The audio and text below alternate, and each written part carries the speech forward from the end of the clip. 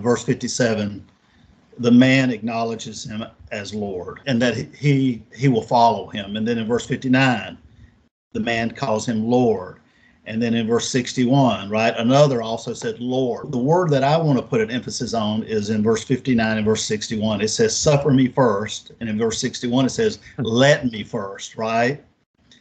And it's all talking about, as we know in verse 62, it's talking about the kingdom. And we've already determined over our past few studies that eternal life and the kingdom are the same. If this is talking about eternal life, if you believed upon Jesus and you receive eternal life, and this is talking about eternal life, he's saying if you look back to the world, you lost your eternal salvation.